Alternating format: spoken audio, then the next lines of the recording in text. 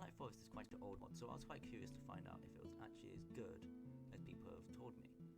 Because lots of old mods have lots of biases, so I needed to find out, does it stand up to nowadays standards of mods? So today I decided to review it and go into detail, and I came out a hell of a lot happier than I expected. Now with today's mod review, I'm going to be doing it slightly differently compared to my last mod review, with there being 2 categories instead of the 10 I had last time practically, so it doesn't drag on and feel as much, it doesn't feel as bad and unclean and messy. I'm taking this idea from The Bottom Dweller, who makes reviews too. I would recommend checking him out. I'll put him in the description. Go check him out after this. He makes some amazing reviews on other mods, and he's currently my main inspiration, so thanks for letting me steal this idea unwillingly. But the main 2 categories are the good and the bad for today, and I'm going to start off with the good.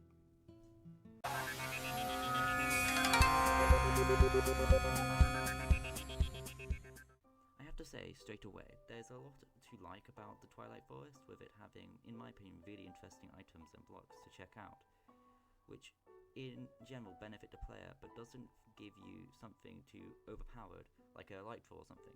The game gives you trophies to say, yeah, I did this, I've done this, and the snake boss also gives other items like scales which can be used for armor. And it doesn't give you straight away the amount you need. You have to fight the boss more than once to get the amount you need, which makes it more of a task which you have to work for. It doesn't make it just an easy task which you can easily do in 5 minutes. So it doesn't feel like too much of a power creep with how you get the items and you just jumping up.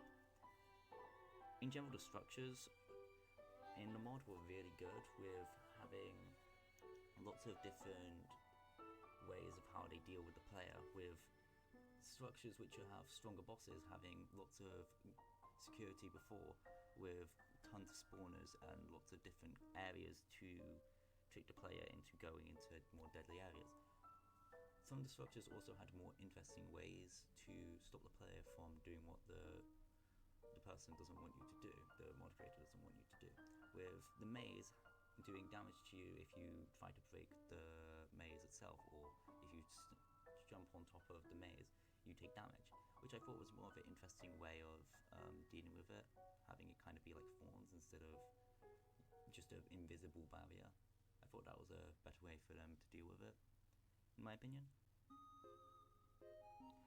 Furthermore, there was quite a lot of interesting mobs which could be found in the structures, which made it more interesting, and in general across the overworld there was lots of interesting mobs and just little details which added on to the structure, which was already quite nice.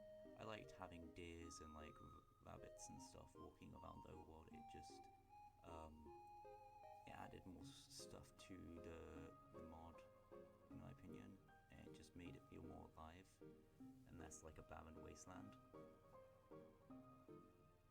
Moving back to the bosses, they didn't feel like they restricted the bosses with stupid methods to make it more difficult, with lots of mods restricting how you can hurt the boss, which really bugs me in my opinion, with Minecraft trying to be a game where you can do what you want.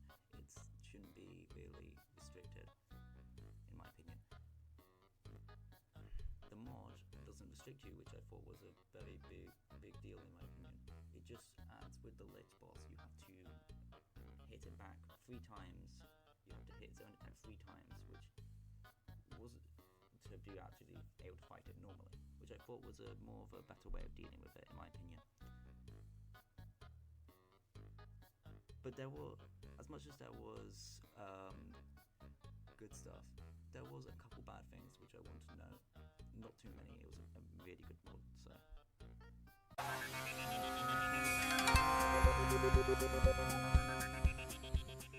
Most of my points against the Twilight Forest are quite nitpicky, but I'm going to go down them because I needed some counterpoints, and I put these down, so I'm just going to mention them quickly to like give a rough idea. The first one is one which I'm repeating from the 8th mod, which just the mod not really showing you to go to the Aether. You wouldn't have an idea of like making an Aether portal unless you were once you knew the mod was there, which is a bit nitpicky, I know, but I needed counterpoints, and in general that just bugs me a lot with most things Minecraft related. With the Nether portal and like the End portal, you wouldn't particularly think to do those things unless you played, which is probably why lots of people haven't done those things, like completed the game, is because you don't get told that. That's just a personal gripe I have, and I'm going to probably mention it no longer. That's the last time I'm going to mention it, because I've already mentioned it 2 videos in a row. And that's the main thing. The other thing was, there was basically nothing really to do between bosses. You were trying to go from boss to boss, but most of the time you didn't get hurt. I was looking for between structures for about an hour, didn't get attacked a single time, because there's practically no enemy mobs spawning in trying to hurt me, which some people might think, oh, that's really good. For me, that just makes it really dull. I was bored out of my mind. But yeah, otherwise it was alright. That's just a quick like nitpick I have. In the end, my opinion is the mod is really good. I really enjoyed the actual mod, and if you have the free time to check it out, I would check it out, because it is a mod which, even for now, it's something which I had a lot of fun playing. It isn't too overcomplicated. It doesn't feel really grindy. It just feels like a nice add-on where you go to it and you'll have fun for a couple hours. I played the mod for about 5 hours. I got halfway through. I got a decent amount of it done quite quickly, but it was a fun mod which I enjoyed a lot. It's not too difficult. Most of the bosses, you can defeat them with probably just some diamond armor. I went with iron armor and was able to defeat most of them nearly. I got most of them defeated just with iron armor.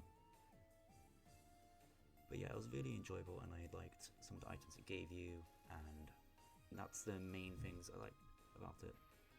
Now I need to add on to this video time by telling you about YouTube stuff. So if you don't care for that click off the video now, because the visual views gone.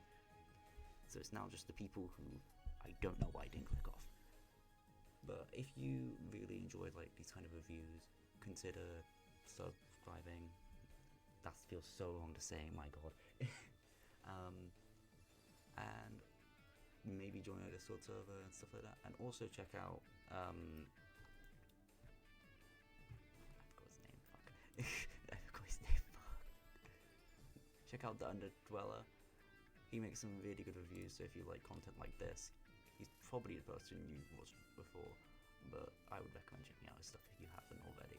He reviews some amazing mods, and he's a good content creator who inspires me to try and make content in this area and try and make it half as good as his.